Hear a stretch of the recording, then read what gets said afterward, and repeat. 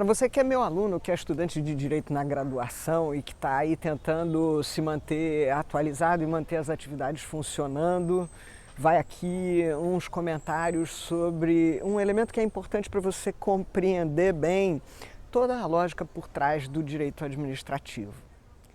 Um parêntese, não pense que eu estou violando a quarentena, não estou não, eu acredito na ciência. É que eu arrumei um cantinho aqui no condomínio para poder, assim, a gente lembrar que existe vida lá fora, né? Muito bem, então dizia eu sobre um elemento que acho que é central para a boa compreensão do direito administrativo. Há um conceito sobre direito administrativo que eu confesso que não sei exatamente quem é o autor da frase. Eu já ouvi o professor Diogo de Figueiredo mencionando, o professor Rodrigues Aranha Munhoz dizendo coisa parecida, mas a frase é muito significativa e vai te ajudar a entender. A frase diz o seguinte, que o direito administrativo é o direito do poder para a liberdade. Então vejam que o direito administrativo navega sempre nesse ponto de equilíbrio, né? De um lado, ele é o direito do poder, ou seja, ele está disciplinando o exercício das decisões de poder, da intervenção na esfera de liberdade, do exercício da autoridade. De um lado, ele é o direito do poder. De outro lado, ele é um direito do poder, que disciplina o poder e municia o poder para decidir, mas disciplina e municia para garantir a liberdade. Então vejam que é um equilíbrio complicado, não é um equilíbrio muito simples de fazer. E é por conta da necessidade de preservação desse equilíbrio entre empoderar o poder, dar o poder aos instrumentos de que ele necessita e, de outro lado, não permitir que esse poder seja exercido de maneira abusiva e orientar esse poder ao exercício da liberdade.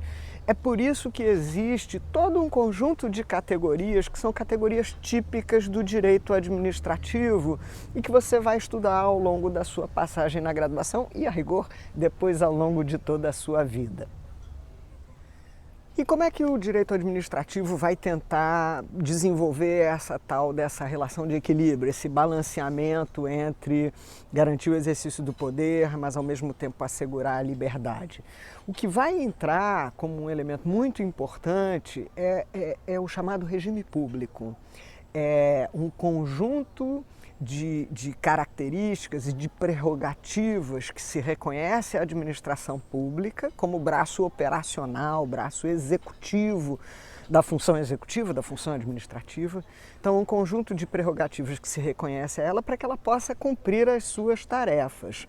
Mas sempre com um olhar assim, numa espécie de uma contrapartida, né? Na contraface do que seja de se assegurar à cidadania toda vez que a administração exercer a força. Então, assim, esse regime típico, distintivo, regime administrativo, é o que vai marcar, é o que vai diferenciar toda a estrutura do direito administrativo. Então você, ao longo do seu curso, você vai estudar uma série de institutos que já existem no domínio privado.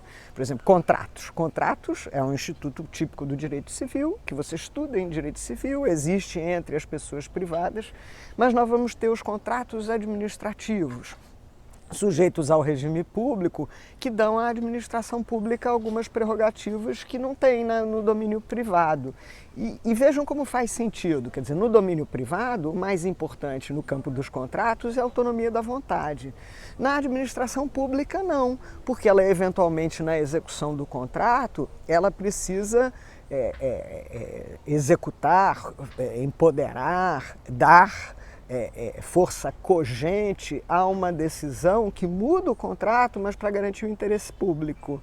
Então, se a administração pública, por exemplo, no contrato de concessão de linhas de ônibus, precisa mudar a trajetória da linha de ônibus, não podia ser a lógica do contrato privado. A lógica do contrato privado ia exigir a concordância do concessionário. A lógica do contrato público não pode trabalhar com essa ideia. E aí, portanto, a administração tem prerrogativas próprias, que quando você estudar contratos administrativos você vai saber que elas se chamam cláusulas exorbitantes, e aí, portanto, é o direito do poder, né? O administrativo como o direito do poder. Mas, ao mesmo tempo, a Constituição diz que nas contratações públicas você tem que manter equilibradas as condições do contrato. E aí a gente vai ter oportunidade de aplicação do Instituto da Revisão Contratual, que vai justamente ver qual foi a repercussão dessa decisão decisão de poder da administração sobre o contrato. E, portanto, como eu recupero a equação econômico-financeira dentro deste mesmo contrato. Então, perceba, isso vai acontecer em vários momentos e com vários institutos. No tema dos atos administrativos, por exemplo, o ato jurídico é a categoria básica de direito civil. Como é que o ato jurídico se forma, quais são os elementos do ato jurídico, quais são os vícios do ato jurídico. Nós vamos ter a mesma categoria do ato jurídico, que no âmbito do direito administrativo vai estar qualificada pelo regime público. E aí então não é mais só ato jurídico, é o ato administrativo. E aí a gente vai ter requisitos específicos que são próprios do ato administrativo. E a gente vai ter, por exemplo, uma pré-determinação da finalidade do ato administrativo, que em gênero vai ser sempre atender ao interesse público. Já no ato privado você não tem pré-determinação. Ato privado qualquer um vale desde que seja lícito, desde que a lei não proíba.